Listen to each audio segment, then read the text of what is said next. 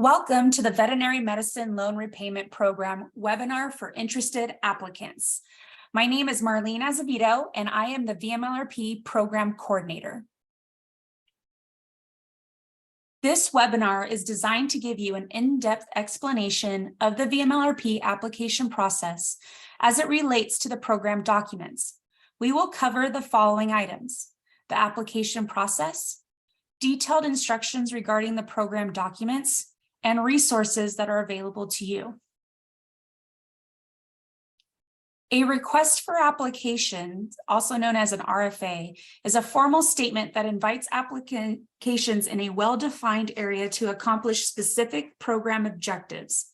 The RFA includes important information such as instructions on how to complete and submit an application, the amount of funds set aside for competition, the estimated number of awards to be made, and the deadline for submitting an application. You can access the RFA by going to the applications section of the VMLRP webpage and choosing the VMLRP Request for Application subheading. The RFA provides a detailed description of each step in the application. We highly recommend that you review the RFA before you start the application process. An applicant's failure to meet an eligibility criterion or comply with a requirement outlined in the RFA may result in the application being excluded from consideration, or even though an application may be reviewed, will preclude NIFA from making an award. There are slight differences in the requirements between a new and a renewal application, so please be sure to review the RFA to ensure that you respond to the appropriate questions and submit the correct forms for your application. This slide provides an overview of the application process. Applicants are encouraged to contact recommenders and collect loan documents as early as possible. We will be going over each program application form later in this webinar. After NIFA receives all applications by the deadline, a three-part evaluation process takes place before the announcement of awards. NIFA anticipates that all awards will be announced by September 30th. The program documents are required for both new and renewal applicants. Applicants are responsible for completing and submitting these forms in addition to submitting a resume and unofficial transcript. When you submit your application, you will attach two PDFs to your submission. The first PDF is the program document and should include the applicant information form, including a resume, unofficial transcript, and shortage area map if applying to a type 1 or type 2 shortage, a personal narrative, and list of recommenders. Limit the body of the resume to 2 pages with an optional page to list publications and patents, if applicable. Please review the RFA for more guidance related to formatting requirements for the resume. You must also submit an unofficial transcript from your professional veterinary degree program. Do not send us a transcript for your undergraduate studies or any other program not related to your veterinary degree. Applicants with PhD or master degrees should also attach a synopsis of their dissertation abstract. The second PDF is the loan document, which will include the loan information, certifications for application, and intent of employment forms. Please refer to the loan document webinar for application details or the RFA for specific instructions for submitting the loan documents. Applications and recommendations must be received by the specified time and date in the RFA. Applications and recommendations received after this deadline will not be considered for funding. An individual may submit only one application per cycle. Please be sure to retain a copy of the entire application for your personal records. There is an application checklist available for both new and renewal applicants on the VMLRP website. This checklist should be used as a tool to assist you with the submission of your application. You will not submit the checklist with your application. It is simply a tool to help you organize and navigate the requirements of this application. NIFA reserves the right to contact you for additional documentation beyond those listed on the checklist. Please type your answers on each form. Handwritten answers on your application forms will not be accepted. All forms are provided to you in a PDF fillable format that can be accessed by any Adobe reader. The application information form collects your contact, employment, and education information. You authorize the disclosure of information that confirms you do not have another concurrent or conflicting service obligation or a federal judgment lien against your property. All correspondence regarding submitted applications and award notifications will be sent via email. Therefore, you are strongly encouraged to double-check your email addresses on this form for accuracy before submitting this form. If any of this information changes after you submit your application, it is your responsibility to inform us of this change. You also need to identify the designated veterinary shortage situation you intend to fill. The unique 5-character shortage ID code can be found in the top right corner of the shortage nomination form.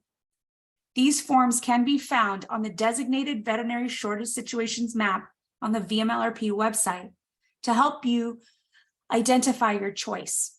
The shortage ID code entered on applicant information form must match the code entered on the intent of employment form. A renewal applicant should enter the shortage ID code of the shortage situation they are currently serving through a VMLRP award. If a renewal applicant is uncertain as to what that code is, they should contact the VMLRP program office to obtain this information.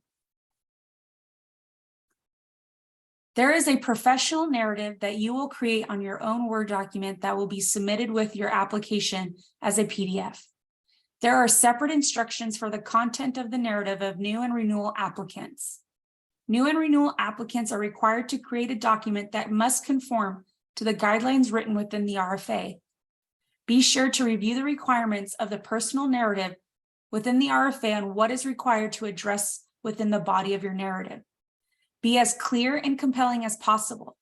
This is your opportunity to tell your story and express your unique ability to fill a specific need for the shortage situation you are applying to serve.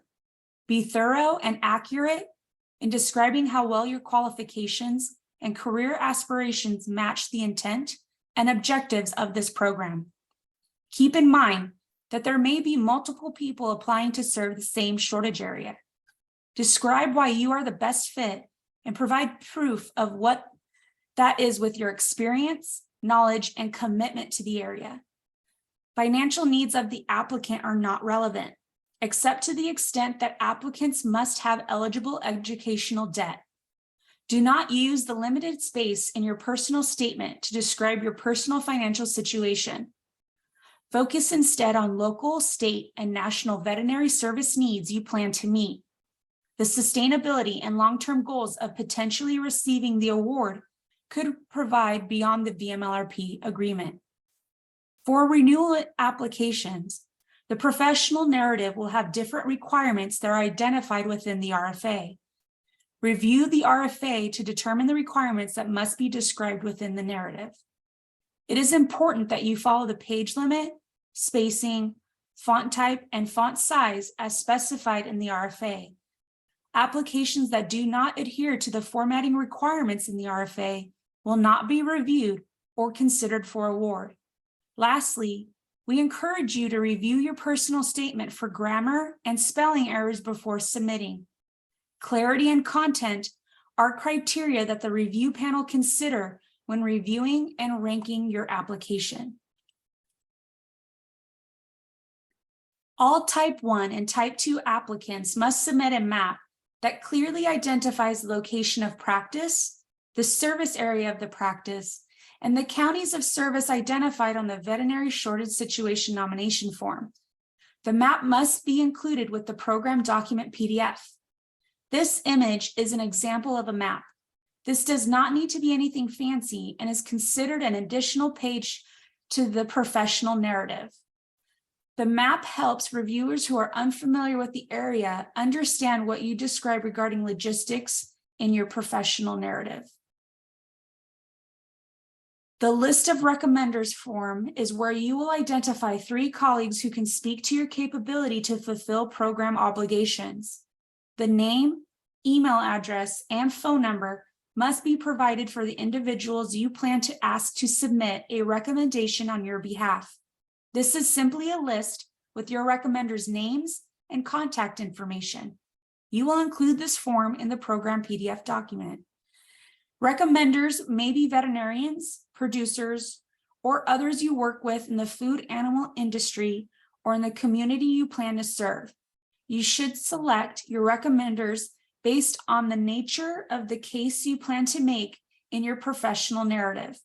Please be sure to contact your recommenders as early as possible to give them ample time to complete the recommendation form number NIFA 08-10 on your behalf.